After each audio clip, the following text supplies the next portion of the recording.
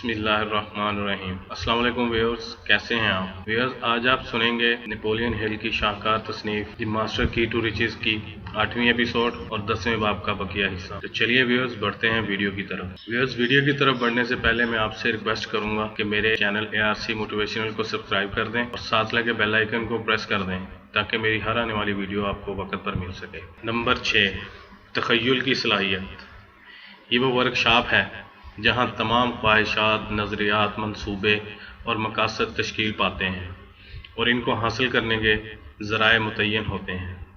منظم استعمال اور ضبط نفس کے ذریعے تخیل کو تعمیری بصیرت کے درجے تک پروان چڑھایا جا سکتا ہے، لیکن تخیلات بھی جذبات کی طرح پیچیدہ اور ناقابل انحصار ہوتے ہیں۔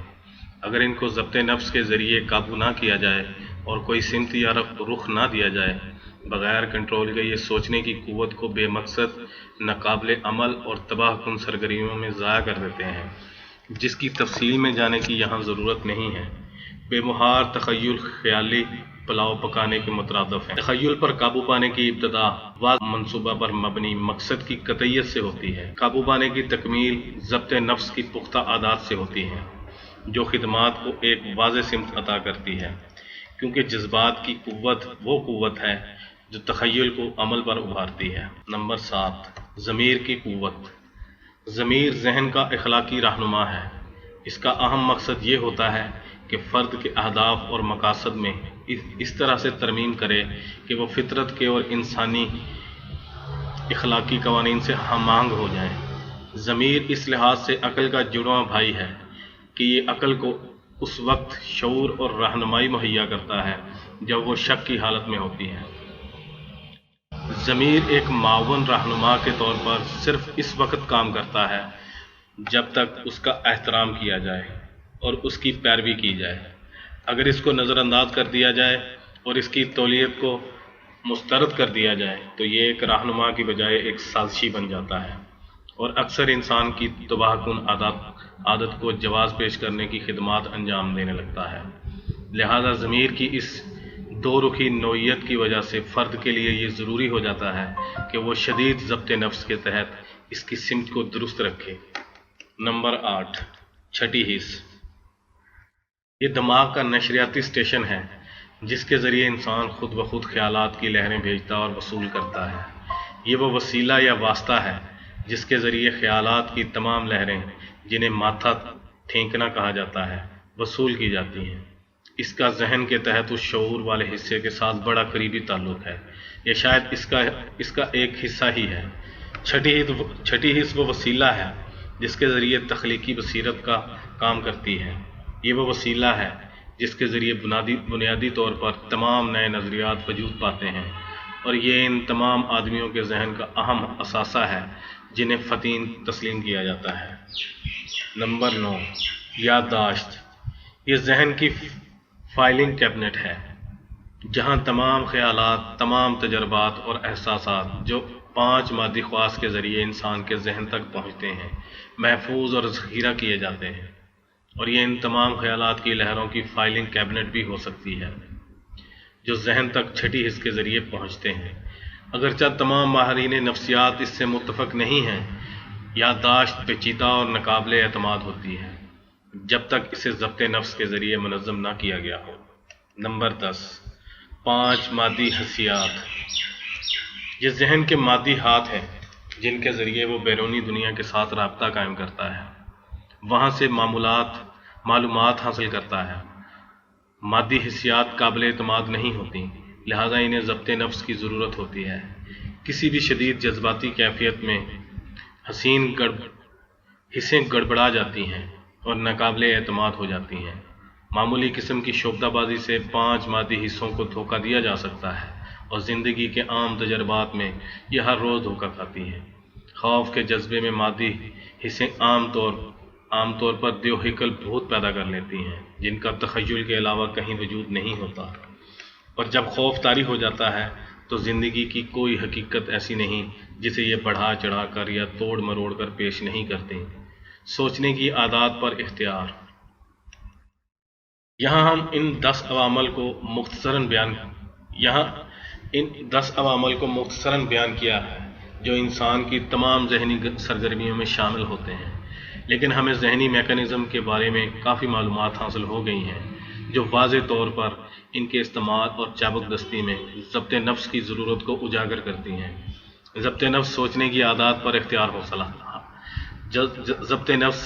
ضبط نفس سوچنے کی عادات پر اختیار حاصل ہوتا ہے، اور ضبط نفس کی اصطلاح دراصل خیالات کی قوت کی طرف ہی اشارہ کرتی ہے، کیونکہ نفس کی تربیت دراصل ذہن ہی میں واقع ہوتی ہے، اگرچہ اس کے اثرات کا نباہ جسمانی افعال سے پڑتا ہے۔ آپ جہاں بھی ہیں اور جو بھی ہیں اپنے سوچنے کی عادات کی وجہ سے ہیں۔ آپ کے سوچنے کی عادات آپ کے اختیار میں ہیں، یہ صرف آپ کی زندگی کے حالات ہیں جن پر آپ کو مکمل اختیار حاصل ہے، اور یہ آپ کی زندگی کے تمام حقائق میں سے سب سے مضبوط حقیقت ہے، کیونکہ یہ واضح طور پر ثابت کرتی ہے کہ آپ کا خالق اس عظیم اختیار کی ضرورت کو تسلیم کرتا ہے، ورنہ وہ اسے واحد عنصر نہ بناتا جس پر انسان کو مکمل اختیار دیا گیا ہے۔ علاوہ ازیں انسان کو اپنی سوچنے کی عادت پر ناقابل حجت اختیار دینے کا خالق کی منشا کا سب سے بڑا ثبوت ہمیں آفاقی پختگی عادت کے قانون سے ملتا ہے، جو کہ ایک ایسا وسیلہ ہے جس کے ذریعے عادات پختہ اور مستقل ہو جاتی ہیں، تاکہ عادات خود بخود انسان کی شعوری کوشش کے بغیر کام کرتی چلی جائیں۔ فی الحال ہماری دلچسپی صرف اس حقیقت کی طرف توجہ دلانے تک محدود ہے کہ اس شاندار میکانزم جسے ذہن کہا جاتا ہے، خالق نے بڑی سادگی سے اسے ایک ایسا ڈھنگ سکھا دیا ہے جو سوچ کی تمام عادات پر قابو پا کر انہیں خود بخود اظہار کی قوت ادا کرتا ہے۔ ضبط نفس ایک ایسا اصول ہے جس کی مدد سے فرد اپنے مقاصد اور اہداف سے ہم آہنگ خیالات کے نمونے رضاکارانہ طور پر تشکیل دے سکتا ہے۔ انسان کو حاصل یہ رعایت بھی بھاری ذمہ داری کی حامل ہے، کیونکہ یہ واحد رعایت ہے جو کسی بھی دوہرے عنصر سے بڑھ کر اس بات کا تعین کرتی ہے کہ کوئی فرد اپنی زندگی میں کسی مرتبے یا حیثیت کا حامل ہوگا۔ اگر ایک فرد ایسی عادات تشکیل دینے میں ناکام ہوتے ہیں اگر ایک فرد ایسی عادات تشکیل دینے میں ناکام ہوتے ہوئے جو زندگی کے قطعی اہداف کو حاصل کرنے میں معاون ثابت ہوں، اس رعایت سے غفلت کا مظاہرہ کرتا ہے، تو پھر وہ حالات زندگی جن پر اسے خود کوئی اختیار حاصل نہیں ہوتا اپنا کام دکھاتے ہیں، اور یہ حالت ایک انتہائی قسم پرسی کی حالت ہوتی ہے۔ ہر انسان عادات کا ایک مجموعہ ہوتا ہے، کچھ عادات اس نے خود اپنائی ہوتی ہیں اور کچھ دوسری غیر رضاکارانہ ہوتی ہیں۔ یہ اس کے خدشات، اس کے شکوک، اس کی پریشانیوں، اس کے اندیشوں، اس کے لالچ، اس کی توہم پرستی، اس کے حسد اور اس کی نفرت سے تشکیل پاتی ہیں۔ ضبط نفس واحد ذریعہ ہے جس کی مدد سے کوئی شخص اپنی عادات کو قابو میں رکھتے ہوئے کوئی رخ دے سکتا ہے، یہاں تک کہ آفاقی پختگی عادت کا قانون ان کو اپنے تسلط میں لے لے اور انہیں خود کار اظہار کی صلاحیت سے نواز دے۔ اپنے خیالات کو بڑی احتیاط اور غور کے ساتھ پرکھیں، کیونکہ یہ آپ کے ذہنی، جسمانی اور روحانی مقدر کی کلید ہے۔ آپ اپنے سوچنے کی عادات کو اپنی ضروریات کے مطابق ڈھال سکتے ہیں اور ان کی مدد سے اپنی زندگی کے کسی بھی مطلوبہ ہدف کو آسانی کے ساتھ حاصل کر سکتے ہیں، یا پھر آپ اپنی زندگی کے ان حالات کو جن پر آپ کا کوئی اختیار نہیں ہے اپنی عادات تشکیل دینے کی اجازت دے سکتے ہیں، اور یہ عادات آپ کو ناگزیر طور پر زندگی کے دریا کی ناکام سمت میں پہنچا دیں گے۔ آپ زندگی سے جس چیز کی توقع رکھتے ہیں اپنے ذہن کو اس کے مطابق تربیت دے سکتے ہیں اور بالکل وہی کچھ حاصل کر سکتے ہیں، یا پھر آپ ان چیزوں کے بارے میں خیالات پر اس کی پرورش کر سکتے ہیں جو آپ پسند نہیں کرتے، اور یہ آپ کو وہی کچھ مہیا کرے گا۔ آپ کے سوچنے کی عادات اس خوراک پر پروان چڑھتی ہیں جس پر آپ کا ذہن پرورش پاتا ہے۔ یہ بات اتنی ہی یقینی ہے جتنی کہ رات کے بعد دن کا آنا ہے۔ آپ اپنی زندگی کو جس رنگ میں دیکھنا چاہتے ہیں اپنے ذہن کو اسی کے مطابق ہم آہنگ بنانا ہوگا۔ اپنے ارادے کی پوری قوتوں کو بروئے کار لائیں اور اپنے ذہن پر مکمل کنٹرول حاصل کر لیں۔ یہ آپ کا ذہن ہے، اسے آپ کی خواہشات کی تکمیل کے لیے ایک ملازم کے طور پر آپ کے سپرد کیا گیا ہے، اور آپ کی منشا اور تعاون کے بغیر کوئی دوسرا شخص اس میں داخل نہیں ہو سکتا یا اس پر معمولی سا بھی اثر انداز نہیں ہو سکتا۔ یہ ایک بہت بڑی حقیقت ہے۔ جب ایسے حالات جن پر آپ کو کوئی اختیار حاصل نہیں آپ کو گھیرنا شروع کر دیں اور آپ پر کافی تنگ کر دیں، تو اس بات کو یاد رکھیں اس وقت بھی اس بات کو یاد رکھیں جب خدشات، شکوک اور پریشانیاں آپ کے ذہن کے اضافی بیڈ روم میں براجمان ہونا شروع ہو جائیں، اور جب غربت کا خوف آپ کے ذہن کے حصے پر قبضہ جمانا شروع کر دے، اور جب غربت کا خوف آپ کے ذہن کے اس حصے پر قبضہ جمانا شروع کر دے، خوشحالی کے شعور سے بھرا ہوا ہونا چاہیے تھا، تو بھی اس حقیقت کو مد نظر رکھیں اور یہ بات بھی ہرگز نہ بھولیں کہ یہ صرف اور صرف نفس کا طریقہ ہے جس کی مدد سے آپ اپنے ذہن پر مکمل قابو پا سکتے ہیں۔ آپ کو خالق کائنات نے ایک کیڑے کے طور پر پیدا نہیں کیا کہ آپ اپنی ساری عمر مٹی پر رینگتے ہوئے بسر کر دیں۔ اگر آپ کیڑے ہوتے تو آپ کی جسمانی ساخت ایسی نہ ہوتی کہ آپ بجائے اپنی 2 ٹانگوں پر کھڑے ہو کر چلنے کے پیٹ کے بل رینگ رہے ہوتے۔ آپ کا جسمانی ڈھانچہ اس طرح سے تشکیل دیا گیا ہے کہ آپ سیدھا کھڑے ہونے اور چلنے پھرنے کی صلاحیت رکھتے ہیں، اور آپ اس بلند ترین کامیابی کے حصول کے لیے فاصلے طے کرنے کی اہلیت رکھتے ہیں جس کو حاصل کر لینے کا آپ پختہ ارادہ کر لیں۔ پھر اس سے کم حیثیت پر مطمئن ہو جانے کی کوئی وجہ نظر نہیں آتی۔ آپ اپنے خالق کے عطا کردہ انمول تحفے یعنی اپنے ذہن کی قوت کے استعمال میں لا تعلقی اور لاپرواہی کا مظاہرہ کرتے ہوئے کیوں اس کی بے حرمتی کر رہے ہیں؟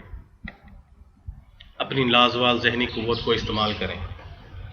انسانی ذہن کی پوشیدہ قوتوں کا درست اندازہ لگانا یا ان کا مکمل احاطہ کرنا ممکن نہیں ہے، لیکن یہ راز روز ازل سے لے کر آج تک نہیں کھل سکا کہ انسانوں کی ایک بڑی اکثریت اپنی دنیاوی زندگی میں اپنی قسمت اور تقدیر کو تشکیل دینے کے لیے ان عظیم قوتوں سے کیوں کام نہیں لیتی۔ ہم دیکھتے ہیں کہ اکثر لوگ ان کو نظر انداز کرتے ہوئے لاپرواہی کے ساتھ غربت اور بیچارگی کی زندگیاں بسر کر رہے ہوتے ہیں۔ انسانی ذہن کا تحت شعور والا حصہ ایک ایسا دروازہ ہے جس سے گزر کر ہمارا ذہن عظیم دانش تک رسائی حاصل کر سکتا ہے، اور اس دروازے کی ساخت ایسی ہے کہ اس ذہنی کیفیت کی مدد سے جسے ہم یقین کے نام سے جانتے ہیں، یہ دروازہ آسانی سے کھولا جا سکتا ہے، اور عظیم دانش کے لازوال ذخیرے کو ہم رضاکارانہ طور پر اپنے مقاصد کی تکمیل کے لیے استعمال کر سکتے ہیں۔ انسانی ذہن کو تخیل کی صلاحیت سے نوازا گیا ہے جس کی مدد سے ہم اپنی امیدوں اور مقاصد کو مادی حقیقتوں میں تبدیل کرنے کے لیے نئے راستے اور ذرائع تلاش کر سکتے ہیں۔ اس کو خواہش اور جذبے جیسی تحریکی صلاحیت سے نوازا گیا ہے جس کی مدد سے ہم اپنے منصوبوں اور مقاصد کو تحریک بمہم پہنچا سکتے ہیں۔ اس کو ارادے کی قوت سے نوازا گیا ہے جس کی مدد سے منصوبے اور مقصد دونوں کو یقینی طور پر حاصل کیا جا سکتا ہے۔ اس کو یقین کی صلاحیت عطا کی گئی ہے جس کے ذریعے ارادے اور عقل کی صلاحیتوں پر قابو پایا جا سکتا ہے، جبکہ دماغ کی مکمل مشینری عظیم دانش کی رہنما قوت کے سپرد ہو جاتی ہے، اور چھٹی حص کے ذریعے یہ دوسرے ذہنوں کے ساتھ براہ راست تعلق ماسٹر مائنڈ کے اصول کے تحت کے لیے تیاری پکڑ لیتا ہے، جس سے وہ اپنی استعداد کار میں اضافے کے لیے دوسرے ذہنوں سے اپنی تحریکی قوتیں حاصل کر لیتا ہے جو بڑے مؤثر انداز میں تخیل کی صلاحیت کو تحریک بخشتی ہیں۔ اس کو عقل کی صلاحیت عطا کی گئی ہے جس کی مدد سے حقائق اور نظریات کو مفروضوں، نظریات اور منصوبوں کی شکل میں مجتمع کیا جا سکتا ہے۔ اس کو ٹیلی پیتھی کے ذریعے دوسرے ذہنوں تک اپنے خیالات اور نظریات پہنچانے کی قوت عطا کی گئی ہے۔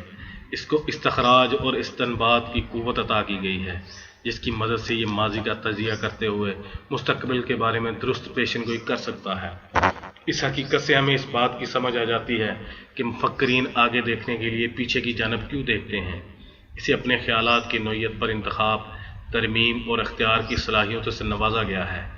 اسی طرح انسان اپنی مرضی کے مطابق اپنا کردار تشکیل دے سکتا ہے جو کسی بھی مطلوبہ نمونے میں فٹ بیٹھتا ہو، اور اسے اپنے ذہن پر غالب خیالات کی نوعیت کا تعین کرنے کا بھی اختیار حاصل ہوتا ہے۔ اس کا ایک ایسا شاندار فائلنگ نظام مہیا کیا گیا ہے جہاں یہ اپنے تمام خیالات کو جن کا یہ وقتاً فوقتاً اظہار کرتا ہے وصول کرتا ہے، محفوظ رکھتا ہے اور ضرورت پڑنے پر مہیا کرتا ہے۔ اس فائلنگ نظام کو یادداشت کا نام دیا گیا ہے۔ یہ شاندار نظام خود کار طریقے پر آپس میں متعلقہ خیالات کی اس طرح سے درجہ بندی اور فائلنگ کرتا ہے کہ ایک خیال کو یاد کرنے سے اس سے تعلق رکھنے والے سارے خیالات یاد آ جاتے ہیں۔ اس کو جذبے کی قوت سے نوازا گیا ہے، جس کی مدد سے یہ جسم کو اپنی مرضی کے مطابق کسی بھی مطلوبہ عمل کے لیے متحرک کر سکتا ہے۔ اسے رازداری اور خاموشی سے کام کرنے کی صلاحیت عطا کی گئی ہے۔ اس طرح ہر قسم کے خیالات میں خیالات کے اخفاقوں کو یقینی بنایا گیا ہے۔ خیالات کے اخفاق کو یقینی بنایا گیا ہے۔ اسے طبیعیاتی اور مابعد الطبیعیاتی دونوں میدانوں میں، یعنی اندرونی اور بیرونی دنیا کے تمام موضوعات پر علم حاصل کرنے، اسے منظم کرنے، محفوظ کرنے اور اس کی ترسیل کی لامحدود صلاحیت سے نوازا گیا ہے۔ یہ ایک مضبوط جسمانی صحت کو قائم رکھنے میں مدد فراہم کرتا ہے، اور یہ ظاہری طور پر جسمانی بیماریوں کے علاج کا واحد ذریعہ ہے۔ دوسرے تمام ذرائع محض معاونت بہم پہنچاتے ہیں، اور یہ جسم کو درست حالت میں رکھنے کے لیے اس کو پہنچنے والے نقصانات کی تلافی کے لیے ایک مکمل نظام کا حامل ہے، اور یہ نظام خود کار طریقے پر کام کرتا ہے۔ یہ خود کار طریقے سے دل کو چلتے ہوئے رکھتا ہے، جس کے ذریعے دوران خون جسم کے ہر حصے میں خوراک پہنچاتا ہے اور جسم کے گندے مادوں اور مردہ خلیوں کو اٹھا کر ٹھکانے لگاتا ہے۔ اس کو ضبط نفس کی طاقت عطا کی گئی ہے، جس کے ذریعے یہ کوئی سی بھی مطلوبہ عادت تشکیل دے سکتا ہے اور اسے قائم رکھتا ہے، یہاں تک کہ آفاقی پختگی عادت کے قانون کے تحت یہ انسانی فطرت کا ایک مستقل حصہ بن جاتی ہے۔ یہ ملاقات کا ایک مشترکہ میدان ہے، جس میں انسان ذہن کے تحت شعور والے حصے کی مدد سے عظیم دانش کے ساتھ رابطہ قائم کر سکتا ہے۔ یہ ہر نظریے، ہر ہتھیار، ہر مشین اور ہر میکانیکی اختراع کا واحد خالق ہے، جو انسان نے اس مادی دنیا میں زندگی بسر کرنے کے لیے اپنی سہولت کی خاطر ایجاد کی ہے۔ یہ تمام خوشیوں، تمام مسائل اور ہر طرح کی غربت اور امارت کا، خواہ ان کی نوعیت کچھ بھی ہو، واحد ذریعہ ہے۔ ان میں سے جو چیز بھی خیالات کی صورت ذہن پر تسلط حاصل کر لیتی ہے، یہ اسی اظہار کے لیے اپنی توانائیاں وقف کر دیتا ہے۔ یہ تمام انسانی تعلقات اور انسان کے باہمی روابط کا ذریعہ ہے، یعنی جس طرح بھی اس سے کام لیا جائے، اسی کے مطابق یہ تمام دوستیوں کا معمار اور تمام دشمنیوں کا خالق ہے۔ اس میں تمام بیرونی حالات اور کیفیات کے خلاف مزاحمت کرنے اور اپنا دفاع کرنے کی صلاحیت موجود ہے، اگرچہ یہ ہمیشہ ان پر کنٹرول حاصل نہیں کر سکتا۔ یہ کسی بھی قسم کی عقلی حد بندیوں کو قبول نہیں کرتا، سوائے ان حدود کے جو قوانین قدرت سے متصادم ہیں، لیکن سوائے اس حد بندی کے جسے یقین میں کمی کی وجہ سے فرد خود اپنے اوپر عائد کر لیں۔ حقیقت میں ہر وہ چیز جس کا ذہن تصور کر سکتا ہے اور یقین کر سکتا ہے، ذہن اس کو حاصل کر سکتا ہے۔ یہ اپنی مرحل سے ایک کیفیت سے دوسری کیفیت میں تبدیل ہونے کی صلاحیت رکھتا ہے، اس لیے یہ کسی بھی قسم کی حوصلہ شکنی سے اس قدر متاثر نہیں ہو سکتا جس کی تلافی ممکن نہ ہو۔ یہ نیند کے ذریعے عارضی فراموشی میں سستا کر چند گھنٹوں کے اندر اپنے آپ کو نئے سرے سے کام کے لیے تازہ دم کر سکتا ہے۔ اسے جتنا زیادہ قابو میں رکھا جائے، قطعی مقاصد کی طرف اس کا رخ موڑا جائے، اس کا رضاکارانہ استعمال کیا جائے، یہ اتنا ہی مضبوط اور قابل اعتماد ہوتا چلا جاتا ہے۔ یہ آواز کو موسیقی میں تبدیل کر سکتا ہے، جو انسانی جسم اور روح کے لیے سکون اور آرام کا باعث بنتی ہے۔ یہ انسانی آواز کو منٹ سے بھی کم عرصے میں دنیا کے گرد بھیج سکتا ہے۔ یہ وہاں گھاس کی 2 پتیاں اگا سکتا ہے جہاں اس سے قبل صرف 1 پتی اگتی تھی۔ یہ ایسا پرنٹنگ پریس تیار کر سکتا ہے جس کے ایک سرے پر کاغذ کا رول چڑھا دیا جاتا ہے اور دوسرے سرے پر چند سیکنڈ میں مکمل طبع شدہ اور مجلد کتاب حاصل ہو جاتی ہے۔ یہ پانی کو بھاپ کی طاقت میں، بھاپ کو بجلی کی طاقت میں تبدیل کر سکتا ہے۔ یہ حرارت کے درجہ کو مرضی کے مطابق قابو میں رکھ سکتا ہے اور دیا سلائی کی ہلکی سی رگڑ سے آگ پیدا کر سکتا ہے۔ بلی کی آنتوں سے بنی ہوئی تانت پر گھوڑے کی دم کا ایک بال کھینچنے سے موسیقی پیدا کر سکتا ہے۔ یہ ستاروں کے مقامات کا مشاہدہ کر کے زمین پر درست محل وقوع کا تعین کر سکتا ہے۔ یہ قانون کشش ثقل کو لگام ڈال سکتا ہے اور اس سے ناقابل شمار طریقوں سے انسانوں اور حیوانوں جیسا کام لے سکتا ہے۔ یہ ہوائی جہاز تعمیر کر سکتا ہے جو سینکڑوں افراد کو اپنے پیٹ میں اٹھا کر چند گھنٹوں میں دنیا کے ایک سرے سے دوسرے سرے تک پہنچا دیتا ہے۔ یہ ایک ایسی مشین تیار کر سکتا ہے جو انسانی جسم سے روشنی کو گزار سکتی ہے اور بغیر کسی نقصان کے ہڈیوں اور نرم ٹیشوز کی تصویر لے سکتی ہے۔ یہ غیر معمولی بصیرت کا حامل ہے جس کے ذریعے ان مادی اشیاء کو دیکھ سکتا ہے جو موجود نہیں یا ننگی آنکھ سے نظر نہیں آ سکتی۔ یہ جنگلوں کو صاف کر سکتا ہے اور صحراؤں کو پیداواری نخلستانوں میں تبدیل کر سکتا ہے۔ یہ سمندر کی لہروں کو لگام ڈال سکتا ہے اور ان کی مشینیں چلانے کے لیے توانائی میں تبدیل کر سکتا ہے۔ یہ ایسا شیشہ بنا سکتا ہے جو ٹوٹتا نہیں اور درختوں کے گودے سے کپڑے تیار کر سکتا ہے۔ یہ ناکامی کے لڑکتے ہوئے پتھروں کو کامیابی سے مستحکم قدمچوں میں تبدیل کر سکتا ہے۔ یہ ایسی مشین تیار کر سکتا ہے جو جھوٹ کا کھوج لگا سکتی ہے۔ یہ کسی دائرے کی کوس سے چھوٹے سے ٹکڑے اس دائرے کی بالکل درست اور بلال کم و کاس پیمائش کر سکتا ہے۔ یہ کیمیاوی مادوں سے ربڑ تیار کر سکتا ہے۔ یہ انسانی آنکھ کی مدد سے بغیر ٹیلی ویژن کے ذریعے کسی بھی مادی چیز کی تصویر دوبارہ پیدا کر سکتا ہے۔ یہ سورج کی روشنی کی شعاع کا تجزیہ کر کے 9,30,00,000 میل دور سورج کے حجم، وزن اور مادی اجزاء کا درست تعین کر سکتا ہے۔ یہ ایسی میکینیکی آنکھ تیار کر سکتا ہے جو ہوائی جہاز یا آبدوز یا کسی بھی دوسرے مادی جسم کی سینکڑوں میل دور موجودگی کا پتہ لگا سکتا ہے۔ یہ کسی بھی خوراک کو اس طریقے سے پیک کر سکتا ہے کہ یہ لامحدود مدت کے لیے محفوظ ہو جائے۔ یہ شیشے کے ایک ٹکڑے اور سلو لائٹ کی پٹی کی مدد سے کسی بھی مادی حرکت کی تصویر کو محفوظ کر سکتا ہے اور دوبارہ پیش کر سکتا ہے۔ یہ ایک مشین اور موم کے ایک ٹکڑے کی مدد سے کسی بھی آواز کو بشمول انسانی آواز سے محفوظ کر سکتا ہے اور دوبارہ اسی صورت میں پیدا کر سکتا ہے۔ یہ ایک ایسی مشین تیار کر سکتا ہے جو ہوا میں، زمین پر اور پانی کے نیچے سفر کر سکتی ہے۔ یہ ایک ایسی مشین تیار کر سکتا ہے جو گھنے ترین جنگلوں میں درختوں کو کاٹتے ہوئے اپنا راستہ اس طرح بنا سکتی ہے گویا وہ مکئی کے کھیت ہوں۔ یہ ایسا بیلچہ تیار کر سکتا ہے جو 1 منٹ میں اتنی مٹی اٹھا لیتا ہے جو 10 آدمی سارے دن میں نہ اٹھا سکیں۔ یہ زمین کے شمالی اور جنوبی حصوں کے مقناطیسی قطبین کی قطب نما کی مدد سے بالکل درست جگہ کا تعین کر سکتا ہے۔ انسانی ذہن بہت زیادہ طاقت اور عظیم ہے۔ یہ اب بھی ایسے کارنامے انجام دے سکتا ہے اور دے گا جن کے سامنے ماضی کی تمام ترقیاں اور کامیابیاں بہتر معمولی نظر آنے لگیں گی۔ منفی خیالات تباہی کی جانب لے کر جاتے ہیں۔ ذہن کی اس بے پناہ قوت کے باوجود لوگوں کی ایک بہت بڑی اکثریت اپنے ذہنوں پر اختیار حاصل کرنے کے لیے کوشش نہیں کرتی، اور وہ ایسے خدشات اور مشکلات جو محض ان کے اپنے تصور کی پیداوار ہوتی ہیں خائف ہوتے ہیں اور ایک بیجا خوف کے سائے میں اپنی زندگیاں بسر کر رہے ہوتے ہیں۔ انسانیت کا سب سے بڑا دشمن خوف ہے۔ ہم دولت کی فراوانی حاصل ہونے کے باوجود غربت سے خوف زدہ رہتے ہیں، اس کے باوجود کہ قدرت نے ہمیں ایک ایسے خوش تدبیر نظام سے نوازا ہے جس کے تحت ہمارا مادی جسم خودکار طریقے سے اپنی حالت کو برقرار رکھتا ہے، نقصانات کی تلافی کرتا ہے اور اپنے آپ کو صحت مند حالت میں برقرار رکھتا ہے۔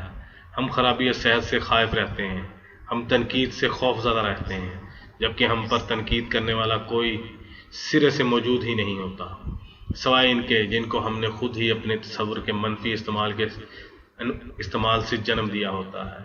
ہم اپنے دوستوں اور رشتہ داروں کی محبت سے محروم ہو جانے کے خیال سے خوف زدہ ہوتے ہیں، جبکہ اچھی طرح جانتے ہیں کہ ہمارا اپنا کردار یا رویہ محبت کو قائم رکھنے کے لیے کافی ہوتا ہے، جس کا اظہار ہم عام انسانی تعلقات میں کرتے ہیں۔ ہم بڑھاپے سے خوف زدہ ہوتے ہیں، جبکہ ہمیں اسے دانش اور فہم کے ایک ذریعے کے طور پر قبول کرنا چاہیے۔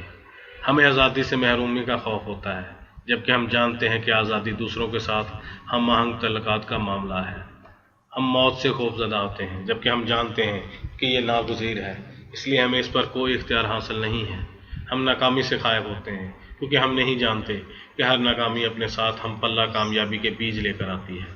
اور ہم آسمانی بجلی سے خوف زدہ تھے جب تک اپنے ذہنوں پر اختیار حاصل کرنے والے فرینکلن ایڈیسن اور ان جیسے چند دیگر غیر معمولی افراد نے یہ ثابت نہیں کیا کہ آسمانی بجلی طبی قوت کی ایک شکل ہے جسے قابو میں کیا جا سکتا ہے اور انسانی مفاد میں استعمال کیا جا سکتا ہے، بجائے یقین کے ذریعے اپنے ذہنوں کو عظیم دانش سے رہنمائی مہیا کرنے کے لیے کھولنے کے ہم اپنے ذہنوں کو بیجا خوف اور خدشات پر مبنی ہر قسم اور ہر درجہ کی اپنی تئیں عائد پابندیوں کے ذریعے بند کر لیتے ہیں۔ ہم جانتے ہیں کہ انسان زمین پر رہنے والی دوسری تمام قسم کی زندہ مخلوق پر حاوی ہے، پھر بھی ہم اپنے ارد گرد نظر نہیں دوڑاتے اور فضاؤں میں اڑتے ہوئے پرندوں اور جنگلوں میں گھومتے ہوئے جانوروں سے سبق نہیں سیکھتے کہ ایک آفاقی منصوبے کے تحت ان تمام جانداروں کو رزق اور زندگی بسر کرنے کی دوسری سہولیات میسر ہیں۔ یہ ایک ایسی حقیقت ہے جو تمام خدشات کو بے بنیاد اور احمقانہ ثابت کرنے کے لیے کافی ہے۔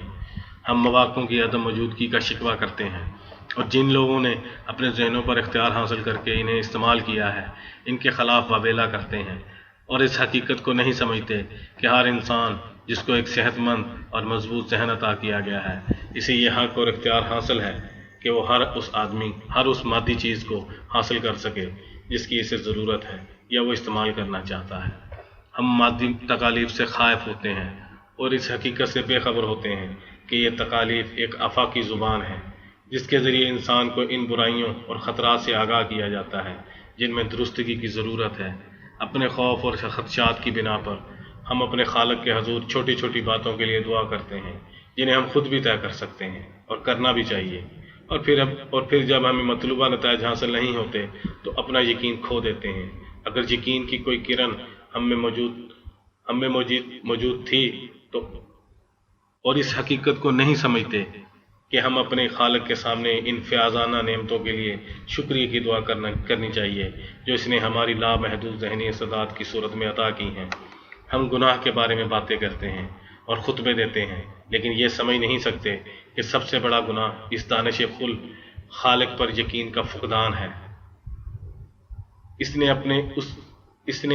اپنی اس مخلوق کو ان نعمتوں سے نوازا ہے جو دنیاوی ماں باپ اپنے بچوں کو مہیا کرنے کا سوچ بھی نہیں سکتے۔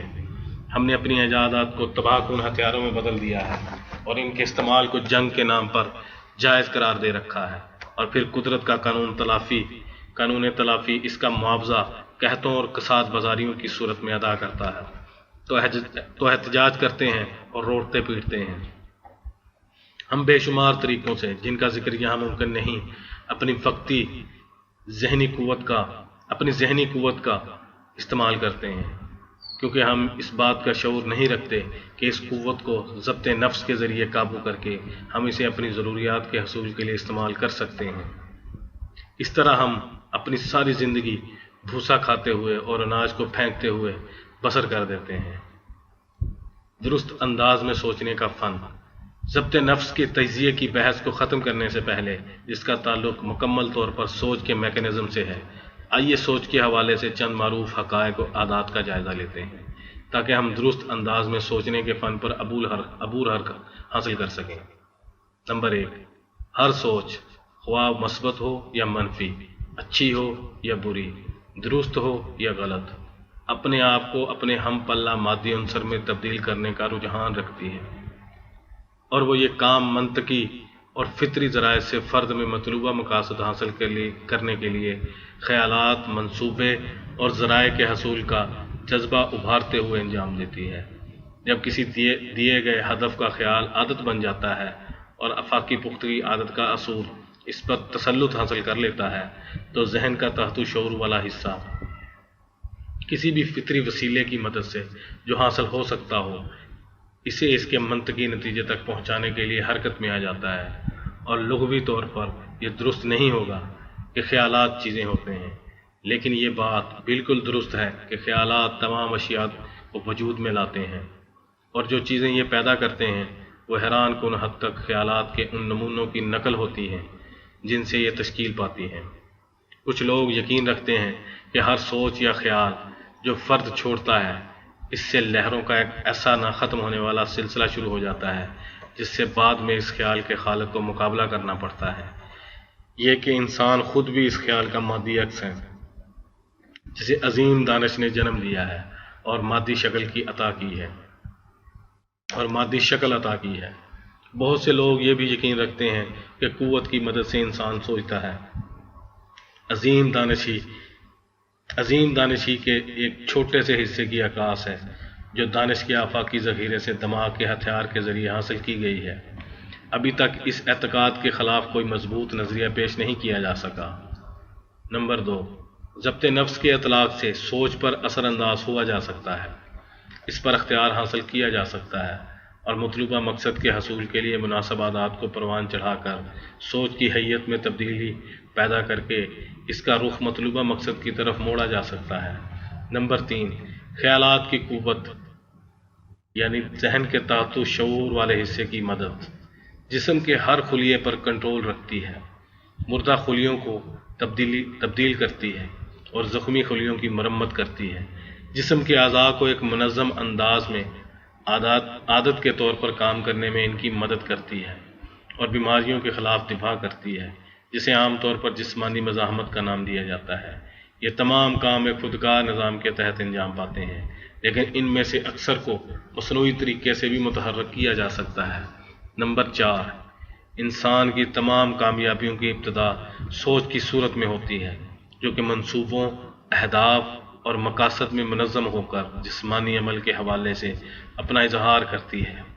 ہر قسم کا انسانی عمل 9 بنیادی محرکات میں سے کسی نہ کسی کا نتیجہ ہوتا ہے۔ نمبر 5، ذہن کی تمام تر قوت ذہن کے 2 حصوں شعور اور تحت شعور کے ذریعے کام کرتی ہے۔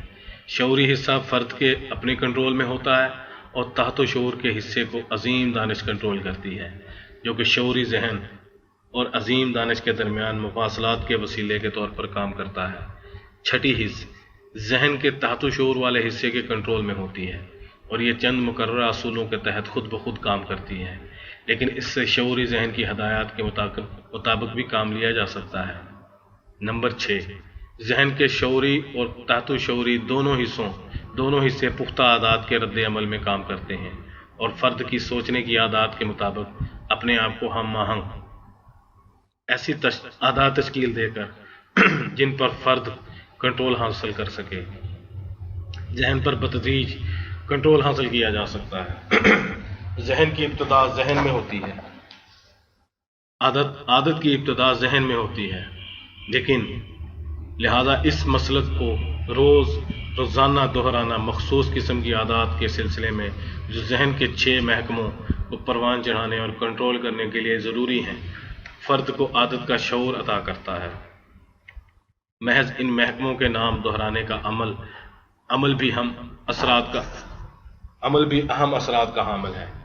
اس عمل سے فرد کو یہ شعور حاصل ہوتا ہے کہ یہ محکمے موجود ہیں، اہمیت کے حامل ہیں اور سوچ کی عادات کو تشکیل دے کر ان پر کنٹرول حاصل کیا جا سکتا ہے، اور یہ کہ ان عادات کی نوعیت ضبط نفس کے معاملے سے فرد کی کامیابی یا ناکامی کا تعین کرتی ہے۔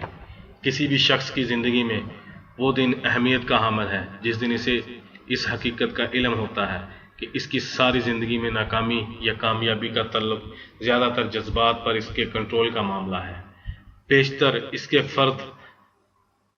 کے کہ فرد اس حقیقت سے آگاہ ہو۔ ضروری ہے کہ وہ پہلے اپنے جذبات کی موجودگی اور نوعیت سے آگاہی حاصل کرے، جو بہت سے لوگ اپنی زندگی میں حاصل نہیں کر سکتے۔ امریکہ میں گمنام شرابیوں کے نام سے ایک اتحاد قائم ہوا تھا، جس کی ممبرشپ پورے ملک میں پھیلی ہوئی ہے۔ یہ لوگ تقریباً ہر شہر میں مقامی ماسٹر مائنڈ گروپس کی شکل میں کام کرتے ہیں اور یہ لوگ ایک دوسرے کو شراب کی تباہ کاریوں سے بچاتے ہیں۔ ان گروپس کے جو نتائج سامنے آتے ہیں وہ کسی معجزے سے کم نہیں ہیں۔ یہ لوگ مکمل طور پر ضبط نفس سے کام لیتے ہیں اور ضبط نفس کے ذریعے سے کام کرتے ہیں۔ یہ لوگ جو دوائی استعمال کرتے ہیں وہ آج تک انسانی علم میں آنے والی سب سے طاقتور دوائی ہے۔ یہ انسانی ذہن کی قوت پر مشتمل ہے جسے ایک واضح مقصد کے حصول کے لیے استعمال کیا جاتا ہے، اور یہ مقصد شراب نوشی کا خاتمہ ہے۔ یہ ایک ایسی کامیابی ہے جو فرد کو انسانی ذہن کی طاقت سے بخوبی آگاہ کرتی ہے۔ اگر ذہن شراب کے نشے کا علاج کر سکتا ہے تو پھر یہ یقیناً غربت، خراب صحت، خوف اور خود کردہ حدود کا علاج بھی کر سکتا ہے۔ گمنام شرابی اس لیے کامیابی حاصل کر رہی ہے کیونکہ اس کے ممبران اپنی دوسری ہستیوں سے متعارف ہو رہے ہیں، یعنی وہ نظر نہ آنے والی ہستیاں جو سوچ کی قوت پر مشتمل ہیں۔ یہ وہ قوتیں ہیں جو انسان کے اندر موجود ہیں اور ناممکن جیسی کسی حقیقت کو تسلیم نہیں کرتی۔ یہ تنظیم بھی دوسری تمام اچھی قوتوں کی طرح زندہ رہے گی۔ یہ تنظیم آخرکار اپنا دائرہ کار شراب کے نشے سے آگے بڑھا کر دوسری معاشرتی برائیوں کا خاتمہ بھی اپنے قطعی مقصد میں شامل کر لے گی، مثلا خوف، غربت کی برائی، خرابی صحت اور نفرت کی برائی اور خود غرضی کی برائی وغیرہ۔ اس میں شک کی کوئی گنجائش موجود نہیں کہ آخرکار گمنام شرابی اس فلسفے کے 17 اصولوں کو اپنا لیں گے اور اس کے فوائد تنظیم کے ہر ممبر کو پہنچائیں گے۔ جیسا کہ اس کے کچھ ممبران ہیں یہ کام پہلے ہی حیران کن نتائج کے ساتھ انجام دے چکے ہیں۔ یہ ایک جانی بوجھی حقیقت ہے کہ دشمن کی پہچان کر لینا دشمن کو آدھی شکست دے دینے کے مترادف ہوتا ہے، اور اس حقیقت کا اطلاق ان دشمنوں پر بھی ہوتا ہے جو فرد کے ذہن کے اندر موجود ہوتے ہیں، اور ان دشمنوں پر بھی جو اس سے باہر کام کر رہے ہوتے ہیں۔ اور اس کا خاص طور پر اطلاق منفی جذبات جیسے دشمنوں پر ہوتا ہے۔ جب ان دشمنوں کی شناخت ہو جاتی ہے تو پھر فرد تقریباً لاشعوری طور پر ضبط نفس کے ذریعے ایسی عادات اپنانا شروع کر دیتا ہے جن کی مدد سے ان کا خاتمہ کیا جا سکے۔ یہی دلیل مثبت جذبات کے فوائد پر بھی لاگو ہوتی ہے۔ کیونکہ یہ بھی ایک حقیقت ہے کہ جس فائدے کو شناخت کر لیا جائے وہ ایسا فائدہ ہوتا ہے جسے آسانی سے استعمال کیا جا سکتا ہے۔ مثبت جذبات سود مند ہوتے ہیں کیونکہ یہ ذہن کی متحرک قوت کا حصہ ہوتے ہیں، لیکن یہ صرف اس وقت سود مند ثابت ہو سکتے ہیں جب ان کو منظم کر کے قطعی اور تعمیری مقاصد کے لیے استعمال کیا جائے۔ اگر ان پر اس طرح سے کنٹرول حاصل نہ کیا جائے تو یہ بھی کسی دوسرے منفی جذبے کی طرح خطرناک ثابت ہو سکتے ہیں۔ ان کو کنٹرول کرنے کا ذریعہ ضبط نفس ہے، جس کا سوچنے کی عادات کے ذریعے ایک منظم اور رضاکارانہ اطلاق کیا گیا ہو۔ مثال کے طور پر یقین کے جذبے کو لے لیں۔ یہ جذبہ دوسرے جذبوں سے زیادہ طاقتور ہے۔ یہ صرف اس وقت مددگار ثابت ہوتا ہے جب اسے مقصد کی قطعیت پر مبنی تعمیری اور منظم عمل کے ذریعے استعمال کیا جائے۔ یقین بغیر عمل کے بیکار چیز ہے، کیونکہ اگر اس کے ساتھ عمل شامل نہ ہو تو یہ محض جاگتی آنکھوں سے خواب دیکھنے کا عمل بن کر رہ جاتا ہے۔ ضبط نفس ایک ایسا وسیلہ ہے جس کے ذریعے مقصد کی قطعیت کا ثابت قدمی کے ساتھ اطلاق کرتے ہوئے یقین کے جذبے کو تحریک دی جا سکتی ہے۔ ضبط نفس کی ابتدا ایسی عادات استوار کرنے سے ہونی چاہیے جو ارادے کی قوت کو تحریک دیں، کیونکہ یہی انا ہے قوت ارادی کا مسکن جہاں فرد کی خواہشات جنم لیتی ہیں۔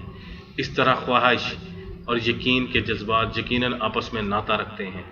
جہاں کہیں بھی ایک شدید خواہش موجود ہوتی ہے وہاں یقین کی گنجائش بھی موجود ہوتی ہے، جو کہ بالکل خواہش کی شدت کے ہم پلہ ہوتی ہے۔ دونوں کا ایک دائمی تعلق ہے۔ ان میں سے کسی ایک کو تحریک دیں تو دوسری خود بخود تحریک پکڑ لے گی۔ منظم عادات کے ذریعے ایک کو کنٹرول کریں اور اس کو کوئی خاص سمت عطا کریں تو دوسرا خود بخود کنٹرول ہو جائے گا اور سمت اختیار کر لے گا۔ یہ اعلیٰ درجے کا ضبط نفس ہے۔ بینجامن ڈسرالی کو بعض لوگ انگلینڈ کا سب سے عظیم وزیر اعظم خیال کرتے ہیں، اس لیے اس نے یہ اعلیٰ ترین رتبہ محض مقصد کی قطعیت سے پیدا ہونے والی قوت ارادی کے بلبوتے پر حاصل کیا تھا۔ اس نے اپنی عملی زندگی کا آغاز ایک مصنف کی حیثیت سے کیا، لیکن وہ اس میدان میں زیادہ کامیابی نہ حاصل کر سکا۔ اس نے 1 درجن سے زیادہ کتابیں شائع کیں، لیکن ان میں سے کوئی ایک بھی عوام کو زیادہ متاثر نہ کر سکی۔ اس میدان میں ناکام ہوتے ہوئے اس نے اپنی شکست کو کسی دوسرے میدان میں زیادہ چیلنج کے طور پر قبول کیا۔ پھر وہ سیاست میں اس عزم کے ساتھ داخل ہوا کہ وہ دور دراز تک پھیلی ہوئی سلطنت برطانیہ کا وزیر اعظم بنے گا۔ 1837 عیسوی میں میڈسٹون سے پارلیمنٹ کارکن منتخب ہوا، لیکن پارلیمنٹ میں اس کی پہلی تقریر کو مکمل طور پر ناکام تصور کیا گیا۔ دوبارہ اس نے اپنی شکست کو ایک مرتبہ پھر کوشش کرنے کے چیلنج کے طور پر قبول کیا۔ میدان کو چھوڑنے کا سوچے بغیر اس نے اپنی جدوجہد جاری رکھی اور 1858 عیسوی میں دارالعوام کا لیڈر بن گیا۔ بعد میں محکمہ مالیات کا چانسلر منتخب ہوا۔ 1868 عیسوی میں اس نے اپنے اہم قطعی مقصد کو حاصل کر لیا اور ملک کا وزیر اعظم منتخب ہو گیا۔ یہاں اسے شدید مخالفت کا سامنا ہوا جو کہ اس کے استعفیٰ پر منتج ہوئی، لیکن اس نے اپنی وقتی شکست کو ہرگز اپنی ناکامی کا تصور نہ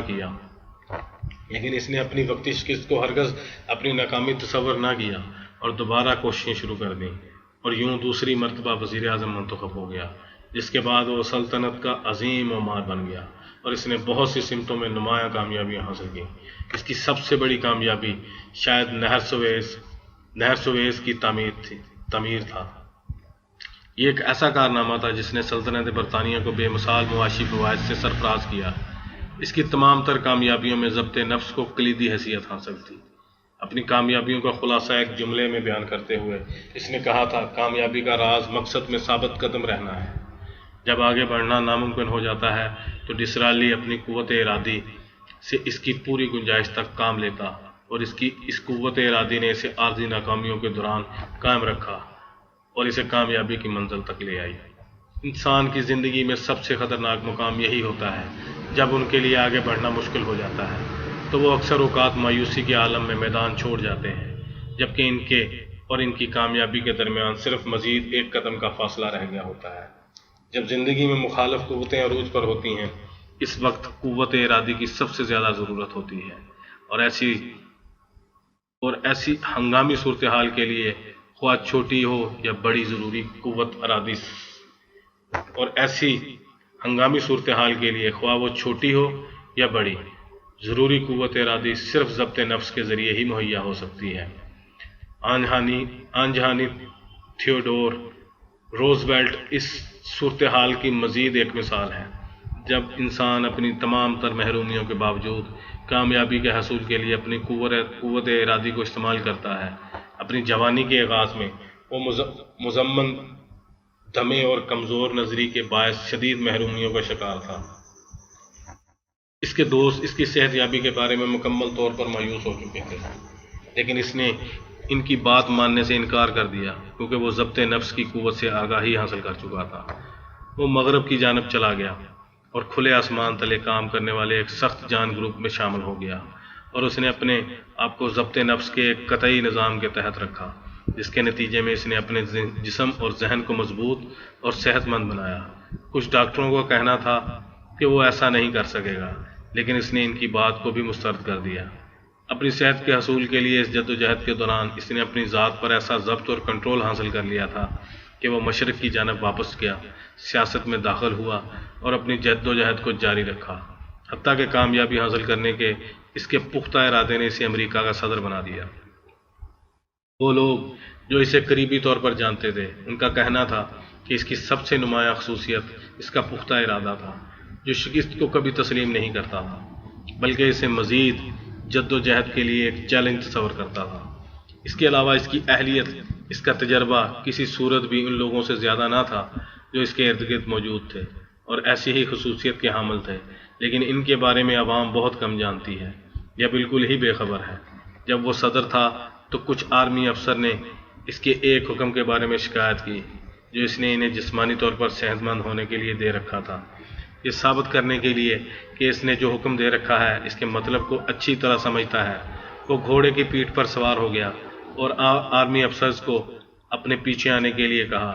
اس نے ورجینیا کی ناہموار سڑکوں پر 100 میل کا سفر کیا، جبکہ آرمی افیسرز کو اس کے ساتھ قدم ملانے میں شدید دشواری کا سامنا کرنا پڑ رہا تھا۔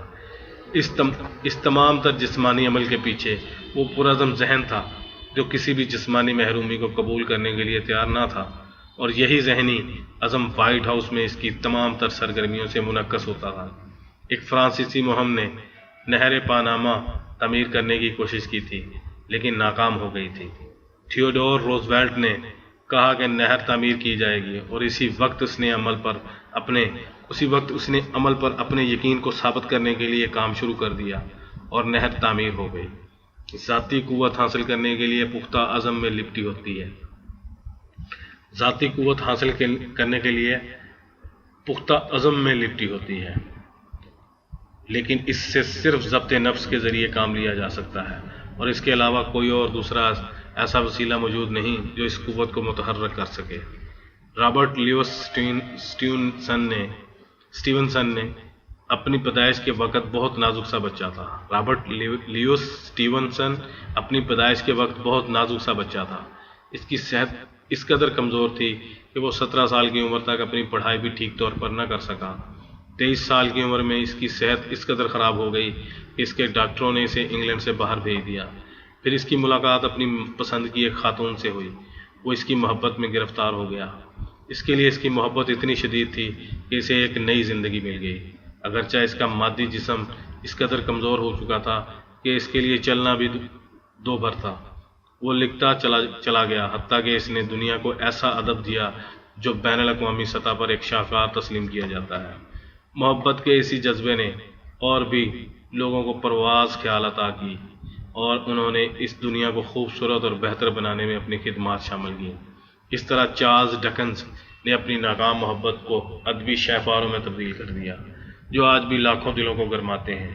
اپنی پہلی محبت میں ناکامی پر محض مایوسی کے جھگڑوں میں اڑ کر بکھر جانے کے اس نے اپنے غم کو تحریر میں بدل دیا۔ اس طرح اس نے اپنے ذہن کی کھڑکیاں اس ناخوشگوار تجربے کے خلاف سختی سے بند کر دیں، جن کھڑکیوں کے راستے بہت سے لوگ فرار ہو کر اپنے فرض سے غافل ہو جاتے ہیں۔ اپنے دکھوں، پریشانیوں اور مایوسیوں پر قابو پانے کا ایک ناقابل شکست اصول ہے، اور وہ ہے اپنے جذباتی پریشانیوں اور مایوسیوں کی ماہیت کو ایک قوت میں تبدیل کر کے اسے ایک واضح اور قطعی مقصد کے حصول کے لیے استعمال میں لانا۔ یہ ایک ایسا سوال ہے جس کا ثانی کوئی دوسرا اصول نہیں ہے، اور اس قوت کا راز ضبط نفس میں پوشیدہ ہے۔ جسمانی اور ذہنی آزادی اور معاشی تحفظ اس ذاتی پیش قدمی کا نتیجہ ہے، جس کا اظہار ضبط نفس کے ذریعے کیا گیا ہے۔ ان آفاقی خواہشات کو حاصل کرنے کا اور کوئی دوسرا راستہ موجود نہیں۔ باقی ماندہ سفر آپ نے تنہا طے کیا ہے۔ اگر آپ ان ہدایات پر جو میں نے دی ہیں درست ذہنی رویے کے ساتھ مکمل عمل کریں گے تو کامیابی کی کلید اب آپ کے ہاتھ میں ہے۔ اب میں آپ کو انتہائی اہمیت کی حامل دنیا کی سب سے بڑی حقیقت سے روشناس کروانے جا رہا ہوں، اور وہ یہ ہے کہ دولتوں کی ماسٹر چابی مکمل طور پر اس عظیم طاقت پر مشتمل ہے جسے انسان سوچ کی طاقت کے نام سے جانتا ہے۔ شدید ضبط نفس کے ذریعے اپنے ذہن پر مکمل کنٹرول حاصل کرتے ہوئے آپ اس ماسٹر چابی کو حاصل کر سکتے ہیں۔ ضبط نفس آپ کو اپنے ذہنی رویے پر کنٹرول حاصل کرنے میں مددگار ثابت ہوگا۔ آپ کا ذہنی رویہ آپ کو زندگی کے تمام تر حالات پر قابو پانے میں مددگار ثابت ہوگا۔ ہر شکست، ہر ناکامی اور ہر مصیبت کو اس کے ہم پلہ اثاثے میں تبدیل کر دے گا۔ یہی وجہ ہے کہ مثبت ذہنی رویہ زندگی کی 12 دولتوں میں سر فہرست رکھا گیا ہے۔ اس لیے اب یہ آپ پر پوری طرح عیاں ہو جانا چاہیے کہ دولتوں کی عظیم ماسٹر چابی محض وہ ضبط نفس ہے جو آپ کو اپنے ذہن پر مکمل اور جامع کنٹرول حاصل کرنے کے لیے ضروری ہے۔ بالکل جہاں آپ اس وقت کھڑے ہیں وہیں سے ابتدا کریں اور اپنے آپ کے مالک بن جائیں۔ ابھی ابتدا کریں اور اپنی اس ہستی کو ختم کر ڈالیں جس نے آج تک آپ کو غربت اور محتاجی میں پھنسائے رکھا، اور اپنی دوسری ہستی کو پہچانیں اور گلے لگائیں جو آپ کو ہر چیز دے سکتی ہے جس کی خواہش آپ کے دل میں پیدا ہو۔ یاد رکھیں، سب سے اہم حقیقت یہ ہے کہ جس چیز پر آپ کو مکمل اختیار حاصل ہے وہ آپ کا ذہنی رویہ ہے، کیونکہ یہی تمام دولتوں کی ماسٹر چابی ہے۔ یہ تھی the master key to riches Urdu audio book کی 8ویں اور آخری ایپیسوڈ۔ ویڈیو کے آخر میں آپ سے ایک بار پھر ریکویسٹ کروں گا کہ اگر آپ کو یہ ویڈیو پسند آئی ہے تو اس ویڈیو کو لائک کر دیں اور شیئر کر دیں، اور میرے چینل ARC موٹیویشنل کو سبسکرائب کر دیں تاکہ میری ہر آنے والی ویڈیو آپ کو وقت پر مل سکے۔ اللہ حافظ۔